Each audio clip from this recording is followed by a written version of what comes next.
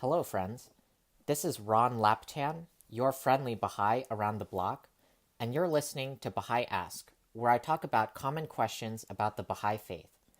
The Baha'i Faith is one of the newer world religions whose main teaching is the oneness of humanity, that we are all one human family regardless of race, class, nationality, or religion, and we should strive to build a world that operates this way.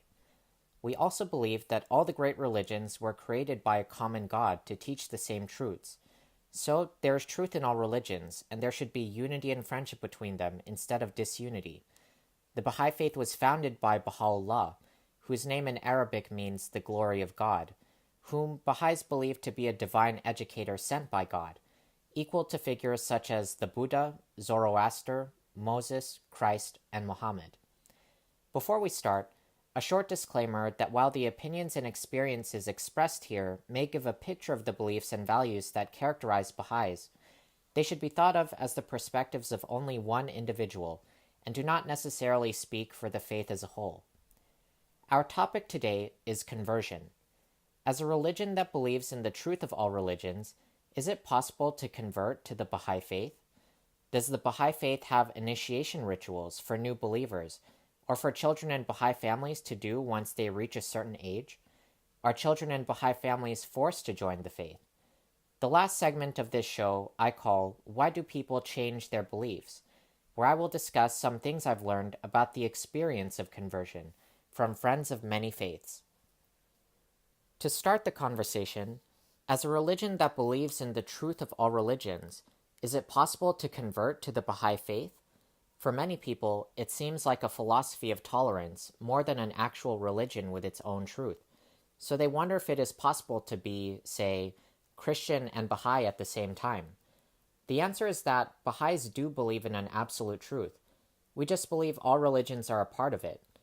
The Baha'i Faith has a teaching called progressive revelation, which means that at different times in history, God sends a messenger called a manifestation of God to teach religion to humanity. These figures offer common teachings, such as the importance of justice, compassion, and service, but the religions that are founded by their teachings differ because the way they teach is based on the specific needs of the time. In this way, Baha'is think of the manifestations of God who are named in the Baha'i Faith, such as Krishna, the Buddha, Zoroaster, Abraham and Moses, Christ, Muhammad, and the two founders of the Baha'i Faith, the Bab and Baha'u'llah, as the teachers of different grades in a school.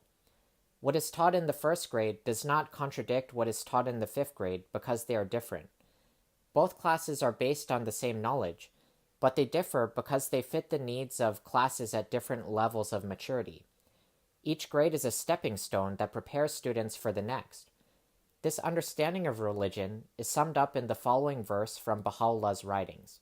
Quote, "These principles and laws, these firmly established and mighty systems, have proceeded from one source and are the rays of one light.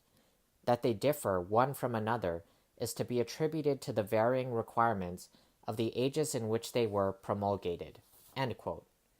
What formally makes a person Baha'i is the belief that Baha'u'llah is the latest in this series of divine educators, and that his teachings are the ones needed for this time, when humanity's challenge is to learn how to establish a just and equitable global civilization.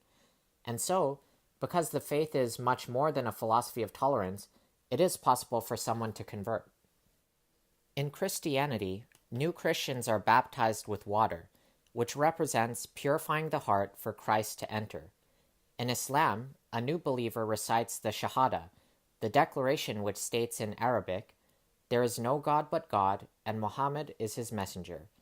Does the Baha'i Faith also have initiation rituals for new believers, or for children in Baha'i families to do once they reach a certain age? The answer is no and yes. Baha'is don't have a public ceremony like the baptism or the Shahada. Instead, when a person decides to become Baha'i, they are given something called a declaration card, where they write their name, address, phone number, and signature. This serves the practical purpose of putting that person in the records of local and national Baha'i institutions. And so, while the Baha'i Faith does not have a formal initiation ritual, The signing of the declaration card is a sort of rite of passage in Baha'i culture, and you can often see Baha'i parents proudly posting pictures of their daughter or son signing their declaration card in the company of friends on Facebook or Twitter. Next, are children in Baha'i families forced to join the faith? When I was in college, I used to attend the weekly discussions of our school's secular student alliance, made up of atheist and agnostic students. One night, they discussed their experiences of how religion can divide families. Many friends experienced tension with their parents when they first told them they didn't believe in God. One of the friends even shared that he had not told his parents he was an atheist and planned to keep it secret as long as possible. An aunt in his family once turned from a Catholic to a Protestant, a different church of the same faith. Family members stopped talking to her, she was written out of wills, and she died alone without any family caring about her. Based on what he saw, the friend found it an easy calculation that attending a church he didn't believe in once a week was a small price to pay for preserving the cohesion in his family. Faith, which is supposed to bring people together, can easily become a source of prejudice and division. Children shouldn't fear their parents, and religion shouldn't be a reason for them to do so, as often happens in many religious families. Do children in Baha'i families also experience this pressure? The answer is, it is much less likely because of a Baha'i teaching called individual investigation of truth. Individual investigation of truth means that every individual has not only the right, but the duty to investigate what they believe to be truth for themselves. In the following verse, which is well known amongst Baha'is, Baha'u'llah says that this ability to reason for oneself is the meaning of justice. Quote, "The best beloved of all things in my sight is justice. By its aid thou shalt see with thine own eyes, and not through the eyes of others, and shalt know of thine own knowledge, and not through the knowledge of thy neighbor." End quote. In Baha'i families, children may not be obligated to be Baha'i simply because their parents are. Instead, they are given to the age of 15, which Baha'is consider to be the start of youth and maturity, to investigate religion for themselves. Then they are asked what they believe. Whatever the child decides, the parent must respect that they have done their own investigation of truth. There are youth who grow up in Baha'i families who decide not to be Baha'i. Parents have told me that it honestly disappointed them, but that they supported their children in their decision, because to them, it wouldn't be the Baha'i thing to do if they didn't. In the culture Baha'is dream of creating, we believe that this principle is one of the rights that must be universally protected in order to establish the conditions for global peace. When I explained this to my secular friends, I remember one of them commenting, "Why can't we teach more of this in the world?" I can't speak for all Baha'is, but when I'm a parent, I think it will be more important for me to see my children live by the values of the faith than to call themselves Baha'is. I think I would be more disappointed if they called themselves Baha'is but had no actions to show for it, as opposed to calling themselves something else, but showing in their character a desire to serve humanity and to help build a better world, which in my perspective are the things that make a true Baha'i, or a true follower of any religion.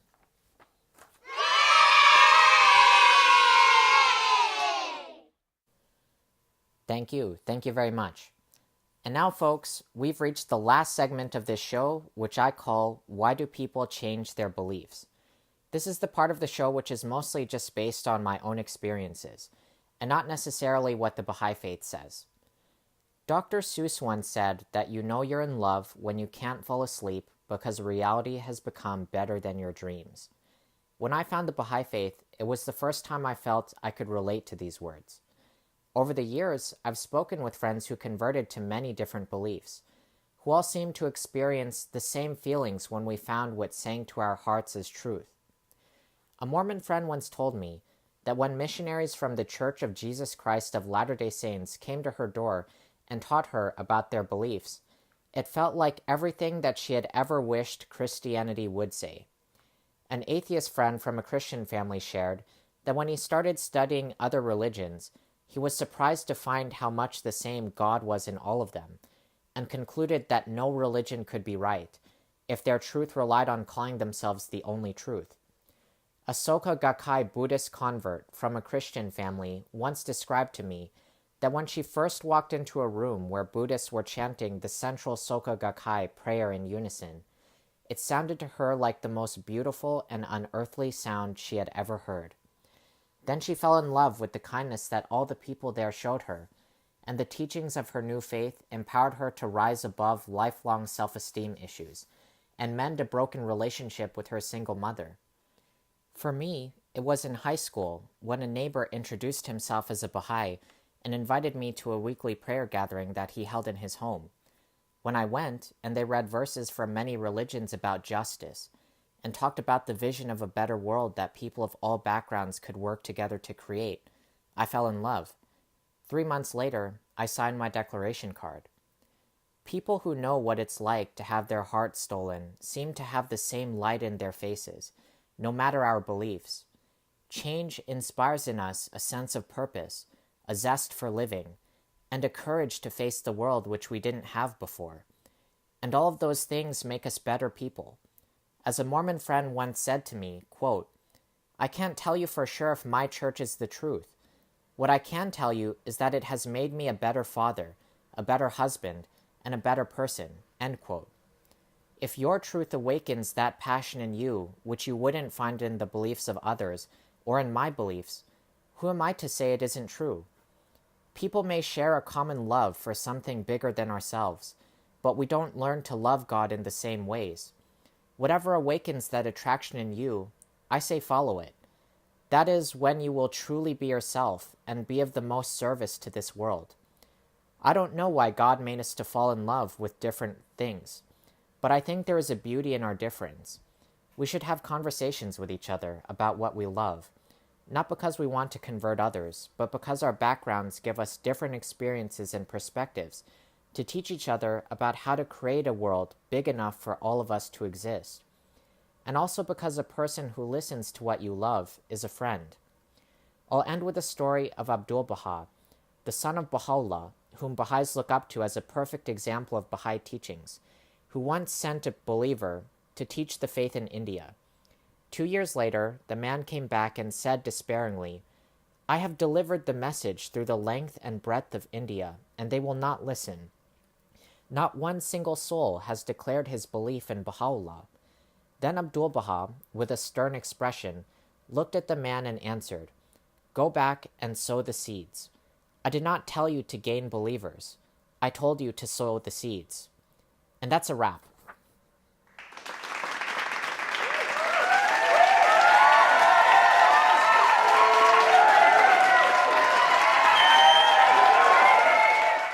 And so, friends, this has been Baha'i Ask, with Ron Lapitan, your friendly Baha'i around the block. To say goodbye, I'll teach you the universal Baha'i greeting, which you can use to say hello or goodbye to a Baha'i anywhere in the world, and they will become your friend. Alawapa, which means God is the most glorious. And so, friends, until next time, Alawapa.